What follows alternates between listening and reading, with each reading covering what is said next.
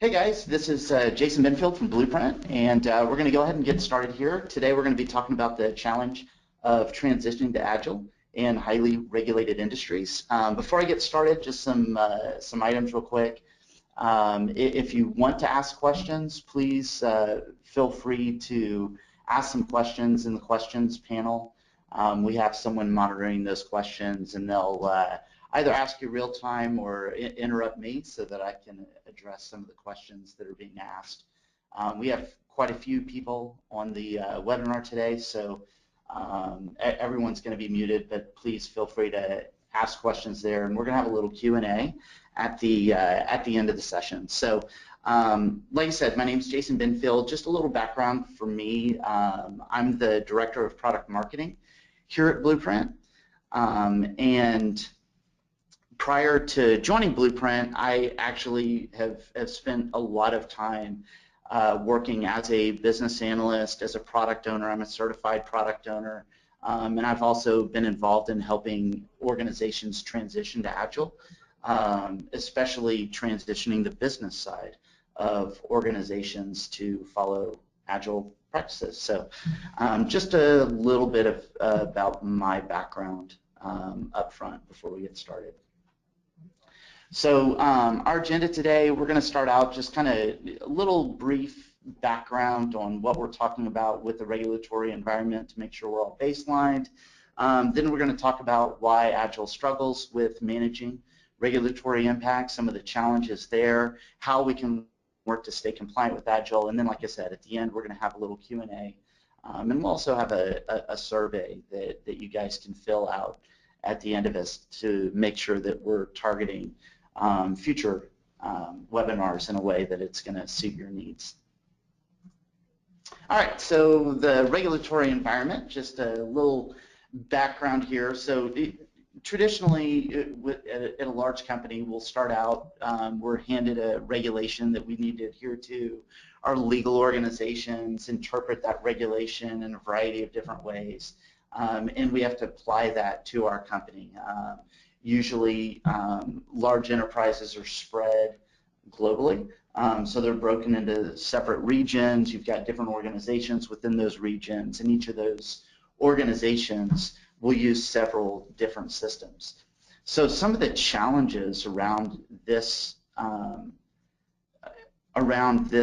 environment are that sometimes regulations change, right? We have new regulations that come down, or legal changes the way that those regulations are interpreted, and we have to kind of filter those down and apply those modifications throughout the organization.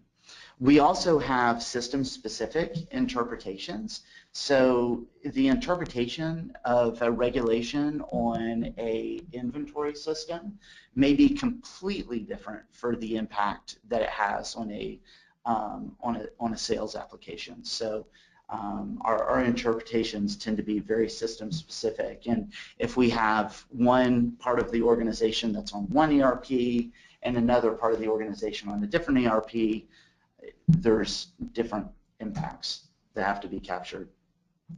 Our regions can actually overlap as well. So if we're in the insurance industry, you know, typically we might assume that all 50 states in the United States have different regulations that we're going to have to adhere to. But sometimes what's defined in Missouri can be pretty similar to what's defined over in Utah. And so we have enough overlap that we want to make sure that we're not duplicating effort and we're being as efficient as possible with tackling those regulations. Finally, we have to define the mechanisms that we're going to use to govern compliance to those regulations, and then we've got the compliance processes themselves that have to be designed. And so this kind of pulls together a very complex environment that we're operating in. You throw on top of that we've got multiple regulations that we have to comply with, and that some of those regulations have overlap. And again, we don't want to do rework as far as governance and compliance is concerned, and make sure that we're designing some business processes that will be compliant to multiple regulations. So just kind of stepping this through visually on what we would normally need to define with a regulatory effort. You know, we may start out with the definition of the regulation itself, and that gets broken down into regional interpretations of how that regulation will impact the business. We then define various compliance and governance processes that are going to map back to those interpretations. And then we do a little risk assessment where we're going to analyze and determine what our compliance risks may be that we need to address as an organization.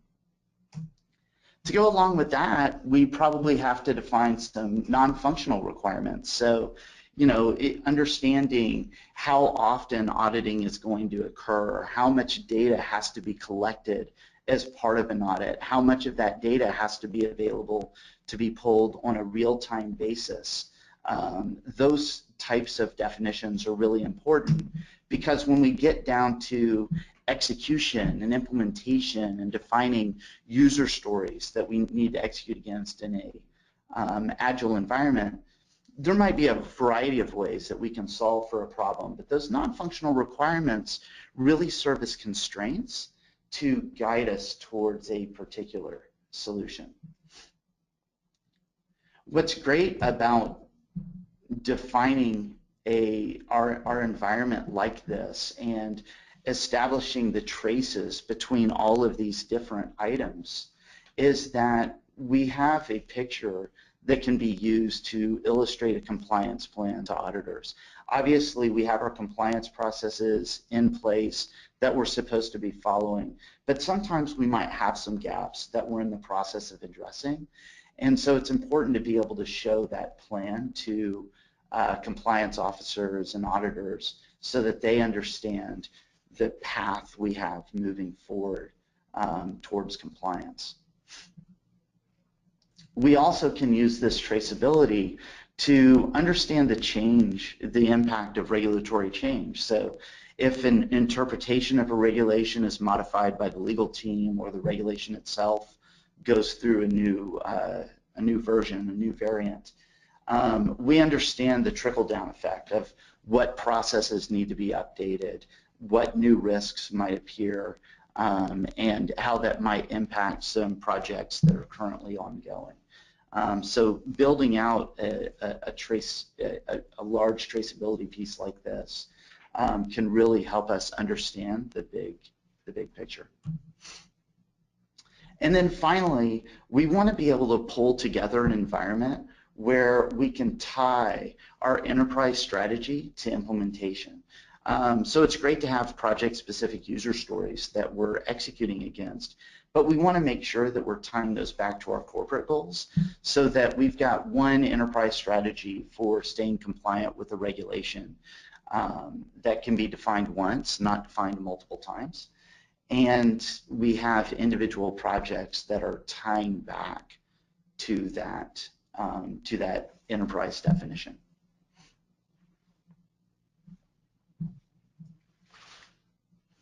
So when we talk about traditional Agile, they basically try to tackle these in one of two manners. One is through the acceptance criteria of a user story, and the second is through the definition of done. And obviously, if we try to define our regulatory impacts on all of the acceptance criteria of hundreds and thousands of user stories that are associated with a regulatory program, we get massive duplication where we have to state these regulatory impacts over and over again, which obviously exposes us to potential error. The other issue that we run into is that if we don't do a little bit of upfront work to understand what those regulatory compliance issues are, and we try to capture those during elaboration and refinement sessions in Agile, those legal stakeholders, they're not formal parts of our Scrum teams. So they're not necessarily going to be available during elaboration and refinement.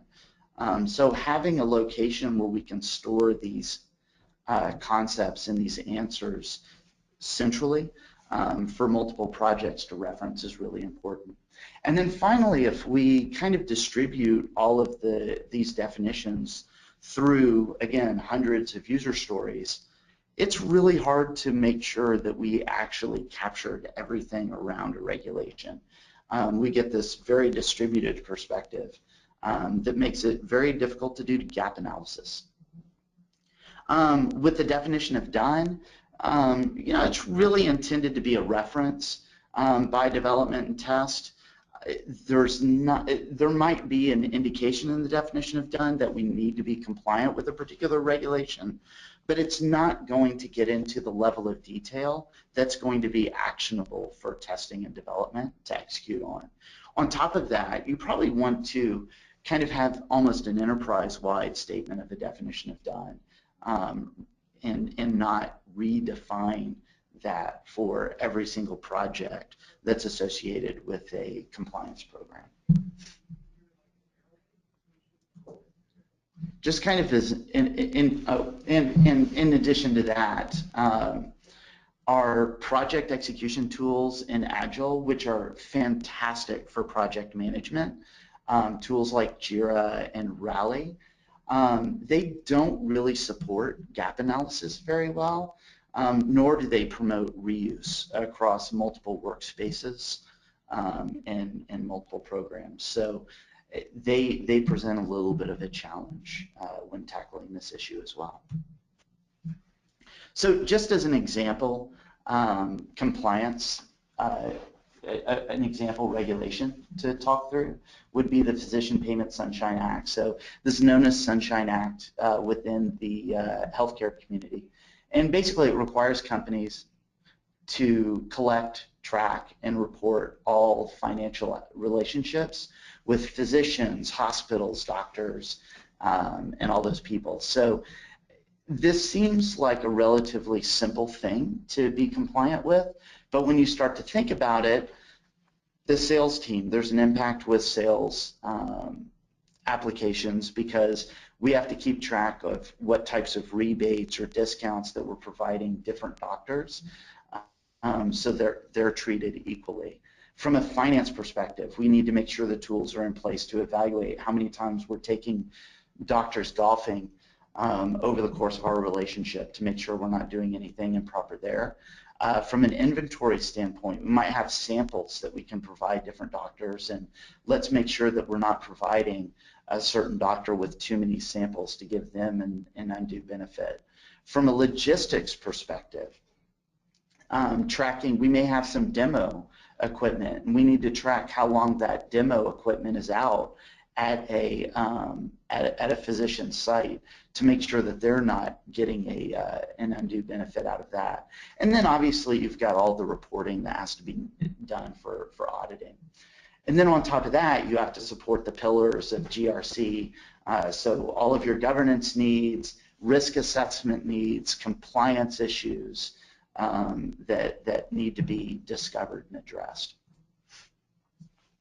So when we talk about this, we're really advocating trying to stay compliant with a regulation like the Sunshine Act through proper analysis, making sure that we have a mechanism to do proper stakeholder identification, and then the tools available to us to be able to define the regulations, the interpretations, and map those all the way down to execution.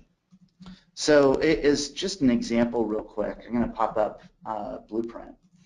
And so inside of Blueprint, we've just got a little example here where we've got some stakeholders defined. And this stakeholder, Laura Legal, she's the person that we're really talking about with the regulatory team.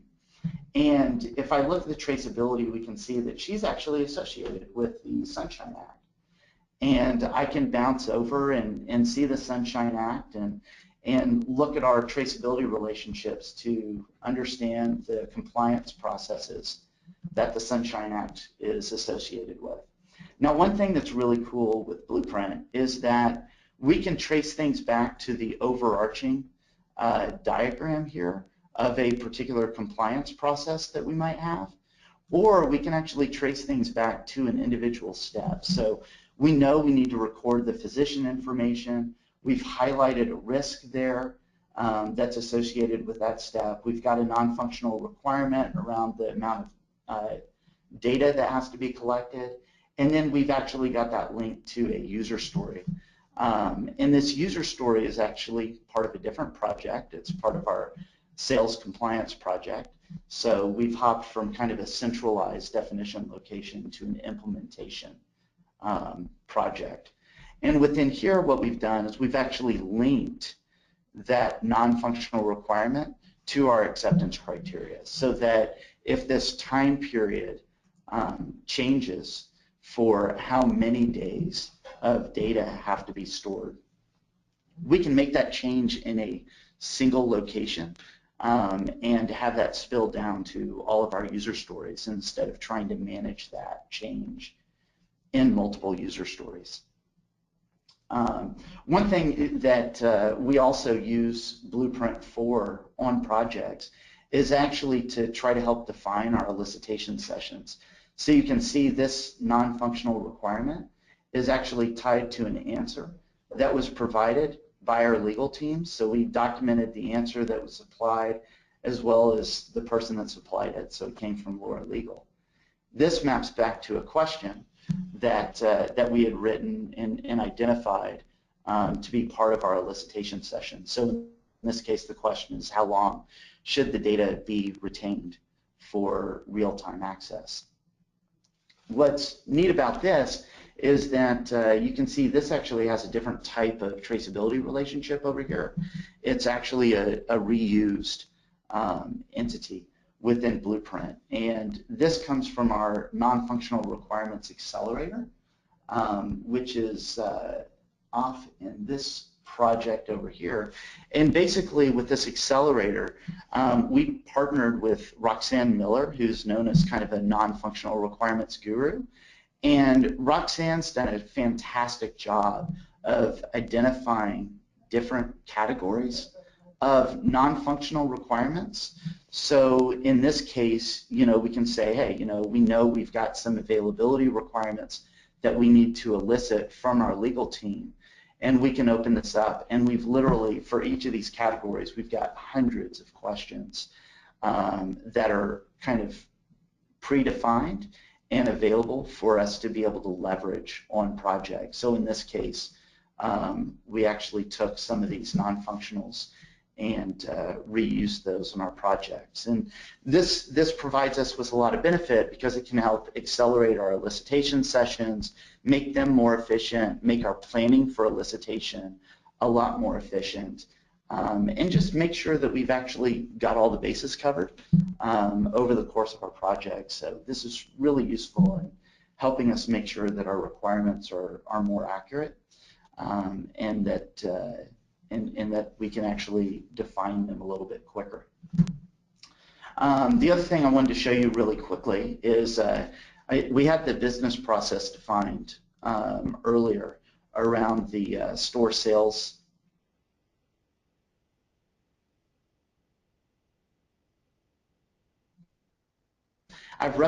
And what's really neat about Blueprint is that we actually have this simulation mechanism that you can actually associate screenshots with each step of a use case and walk someone through the user experience that would be associated with a particular use case. It really helps when we're trying to align our execution with our business and compliance practices.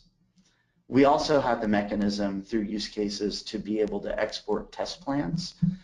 So we can actually generate test cases. So if you're doing test-driven development, we can, we can generate a lot of test plans and test cases automatically to help us determine what our user stories actually should be and what the content of the acceptance criteria of those user stories should look like.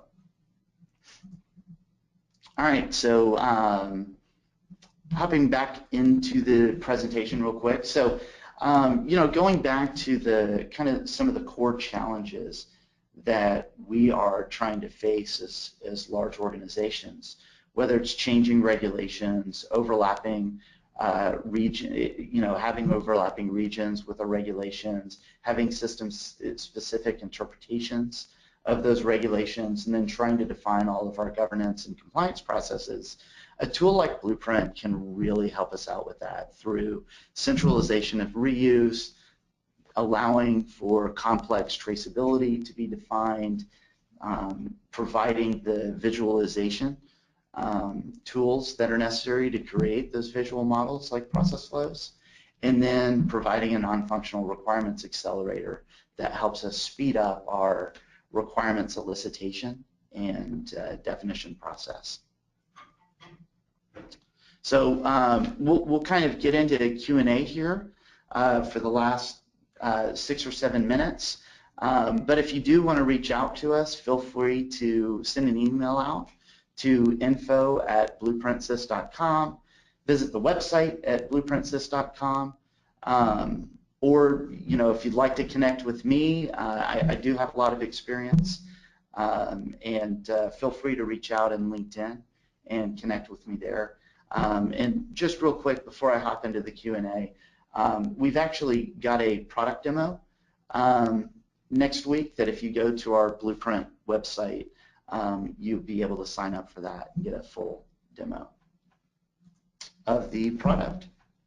So, questions? Yeah. What you meant by master duplication acceptance criteria you mentioned at the beginning of the presentation. Oh yeah, so the question around duplication. So, obviously when you're writing user stories and you're trying to define the acceptance criteria of the user stories, the acceptance criteria is going to define how that, when that user story is done, when it's completed.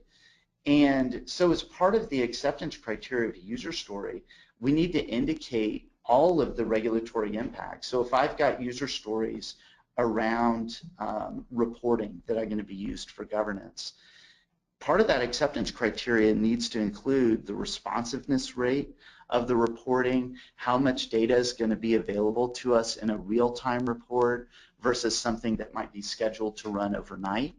And that's really going to guide implementation.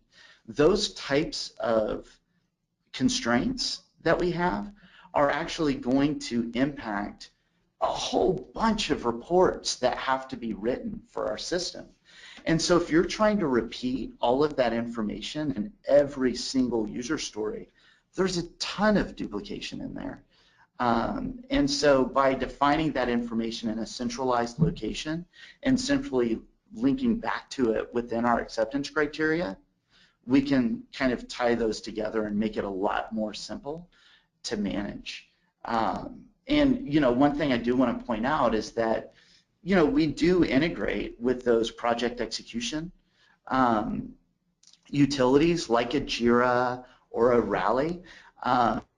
So once a user story is ready for planning, it can be moved over into those systems. We have true bi-directional synchronization between those systems. So if you make a change to that user story in one location, it gets maintained in the other. But the link back to that core information in the acceptance criteria is actually retained when we're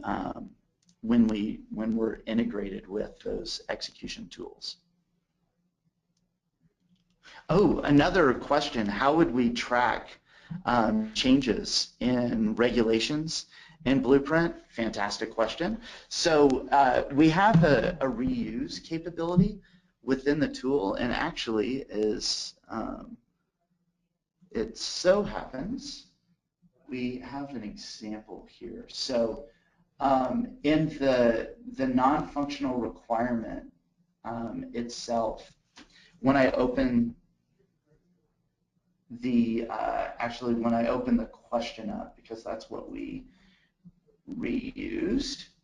Okay, so this question is stored in a centralized location, and we actually reused. We have a reuse capability within the tool.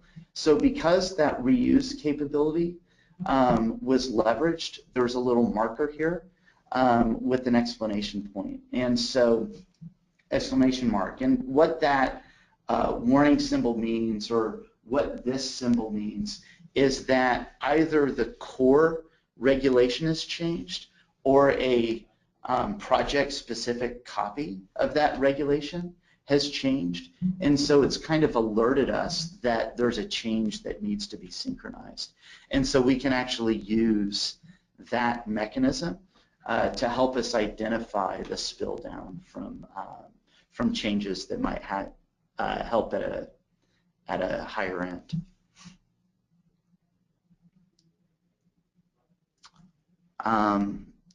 So any other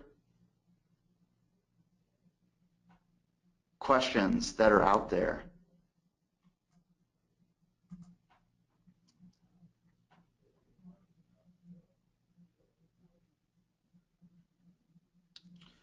All right, I think that's all we have. So, please don't hesitate to reach out to us if you have any additional questions that you'd like us to follow up with, and thank you very much for your time.